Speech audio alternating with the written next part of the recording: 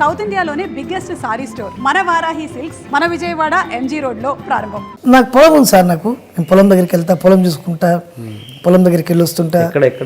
కరీంనగర్ జిల్లా జమ్మికుంట అని అక్కడ పొలం ఉంది. పొలం దగ్గరికి వెళ్తా, ఫ్రెండ్స్ తోటి కూర్చుంటా, పిల్లలతో ఉంటా, పిల్లలతో ఆడుకుంటా. ఏంటి ఇల్లు ఎందుకు ఖాళీ చేశారు మీరు? ఖాళీ మీన్స్ ఎందుకు ఉండట్లేదు ఇందులో? అంటే ఇది పెద్దిల్లు, చిన్నిళ్ళనే ఎన్ని చిన్నిళ్ళు ఉన్నాయి?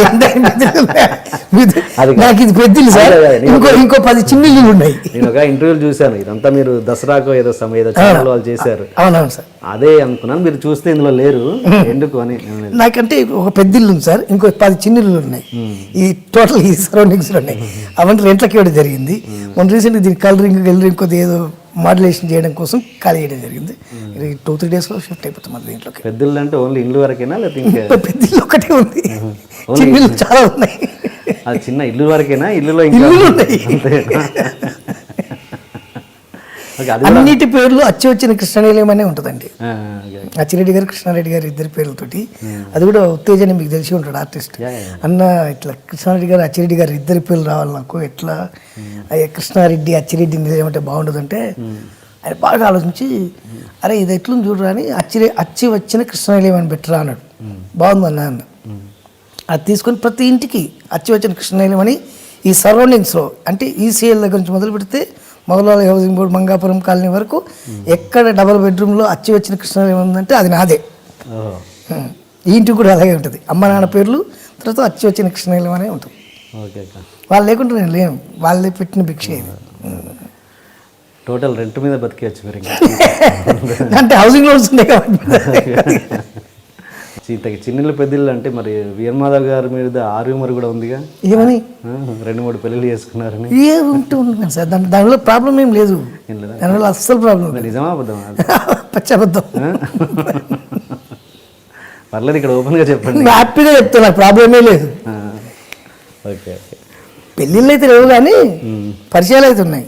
అఫేర్స్ కంపల్సరీ ఉన్నాయి, పక్కా ఉన్నాయి. ఎన్ని ఉన్నాయండి? చాలా ఉన్నాయి, 1-2.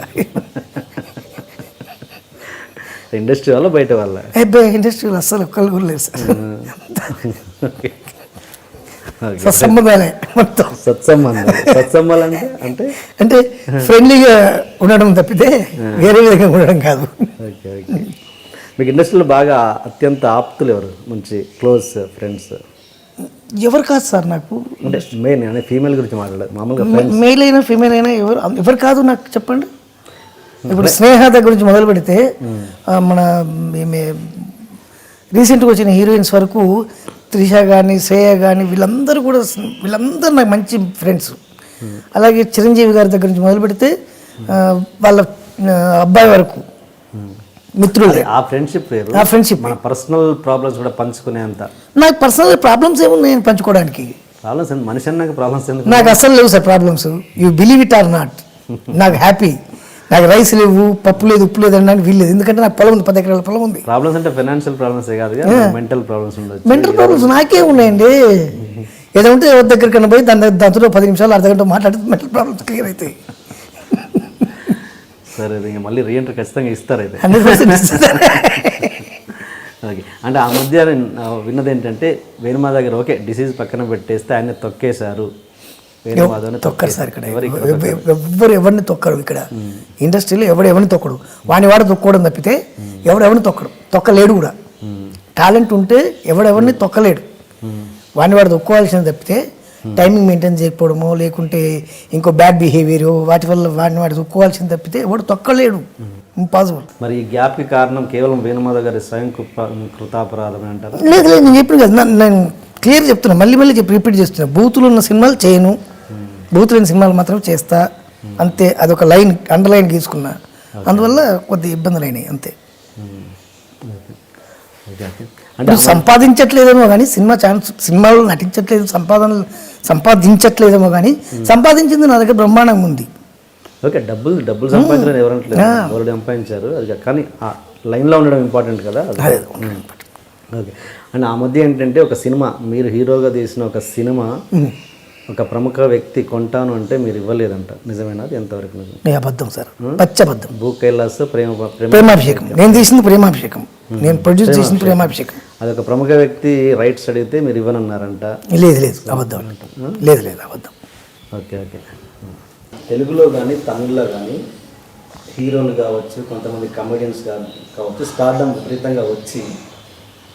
అలాగే కమెడియన్స్ కూడా వచ్చింది మన తెలుగులో కూడా స్టార్డమ్. అంటే ఆ స్టార్డమ్ వచ్చాక ఏమంటారంటే ఈ సినిమాలు మా కామెడీ వల్లే నడిచాయి అని. ఇంత పెద్ద స్టార్ హీరో ఉన్నారు, మా కామెడీ వల్లనే ఆ సినిమాలు నడిచాయని కాలర్ ఎగరేయడం కూడా చాలా సినిమాల వరకు జరిగాయి. ఉదాహరణకి ఎగ్జాంపుల్ తమిళ్లో వడివేలు, నా వల్లే సినిమాలు నడిచాయి అని. అలా మీ విషయంలో ఏమైనా జరిగిందా? 100% జరగలేదు సార్, 100% జరగలేదు. నా వల్లే సినిమా నడిచింది అసలు లేదండి, లేదు. నా వల్ల నడిచిన ఒక్క సినిమా లేదు.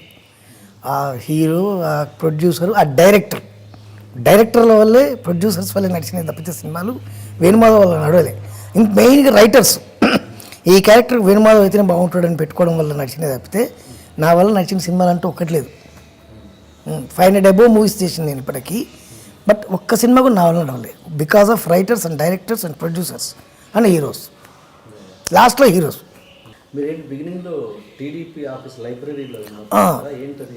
హిమాయత్ నగర్ తెలుగుదేశం పార్టీ ఆఫీస్ ఉండేది హిమాయత్ నగర్లో. దానికి బిఫోర్ ఇంకోటి చెప్పాలి మీకు.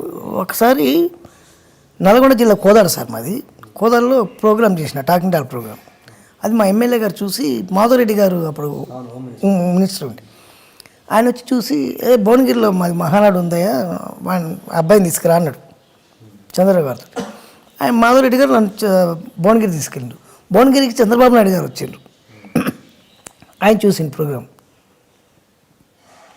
మరి తప్పకుండా మహానాడుకు రావాలి, మహానాడులో మీ ప్రోగ్రాం పెట్టిస్తాం మేమన్నాడు.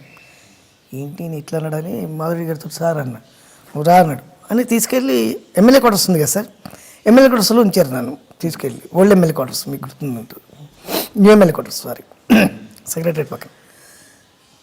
ఆయన దగ్గర పెట్టేస్తే నేను టెన్షన్ అయిపోతున్నా. ఆఫ్టర్నూన్ 12 o'clock తీసుకెళ్ళిరండి నన్ను స్టేజ్ పైకి, మధ్యాహ్నం 12 గంటలకు తీసుకెళ్ళిండ్రు.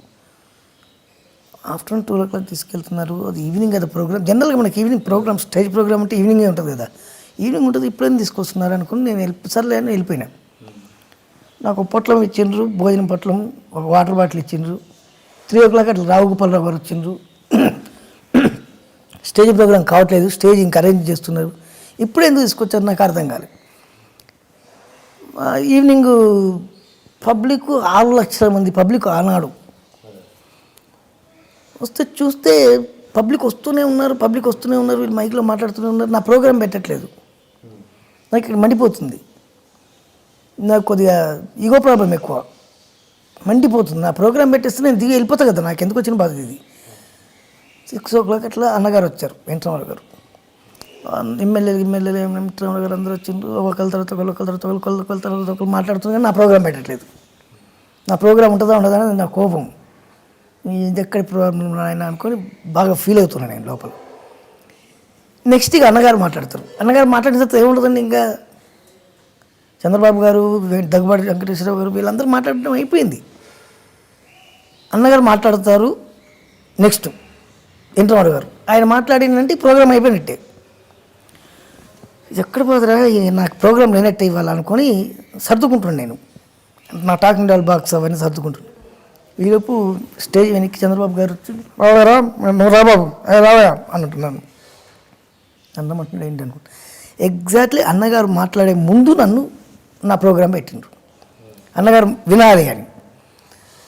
వెంకటరామరావు గారు చూసిండ్రు, ఆయన పెట్టిన పథకాలు ఏంటి, వీళ్ళ పథకాలు ఏంటి, వాళ్ళ పథకాలు ఏంటి, వీళ్ళ పథకాలు అవన్నీ టక్ నేను ఒక పార్టీ అయితే నా టాకింగ్ డాల్ వేరే పార్టీ, అట్లా ఆ టైప్లో దాన్ని మేనేజ్ చేసుకుంటూ చేసిన.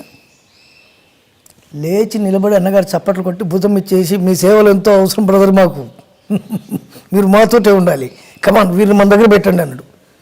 వీరిని మన దగ్గర పెట్టండి అంటే ఎట్లుంటుంది తప్ప నాకు ఈ ఇస్తాడు, రోజుకు నెలకు మంచి జీతం దొరుకుద్ది, బ్రహ్మాండంగా సెటిల్ అయిపోవచ్చు అనుకున్నా. హిమాయత్ నగర్ తెలుగుదేశం పార్టీ ఆఫీస్లో పెట్టిండు నన్ను తీసుకెళ్ళి. అప్పుడు ఈ ఫోన్లు, పేజర్లు, సెల్లు ఇవ్వు, ఒక ల్యాండ్లైన్ మాత్రమే ఉండేది. నన్ను ఆపరేటర్గా పెట్టిండు. ఫోన్ వస్తే లోపలికి ఫోన్ పంపించారు, సార్ వచ్చి 1 month అయింది, ఇక జీతం ఇస్తారు, ఇక మనకు అమ్మాయి అనుకున్నా. 600 rupees శాలరీ ఇచ్చారు సార్.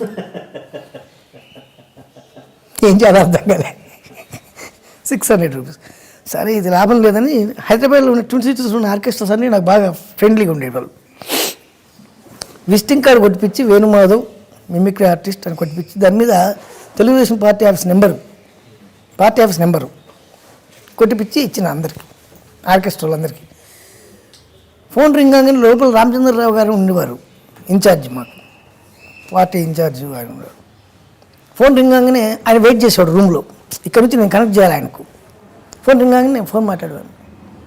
ఎక్కడ నా సాయంత్రం టీఎన్ఆర్ గారిదా, ఎన్ని గంటలకు అది, లొకేషన్ ఎక్కడ, పేపర్ పెన్ మీద రాసుకున్నాను. మ్యారేజ్ ప్రోగ్రామ్ అన్న, ఎన్ని గంటలకు ఉంటుందన్న, ఓకే అన్న, గణేష్ చౌదరి అన్న, ఓకే అన్న, మాట్లాడుకొని రాసుకొని పెట్టుకున్నాను. 10 ఫోన్లు వచ్చేటివి. 11 సార్లు లోపల నుంచి నాకు బెల్ మోగేది నా ఫోన్కు. ఎత్తితే రామచంద్ర ఏమో ఇప్పుడు 10 ఫోన్లు వచ్చి నాకు ఒక్క ఫోన్ మాట్లాడలేదు ఏంటి, నేను ఎవరు చేసిందంటే నా కోసం చేసింది సార్ అన్న.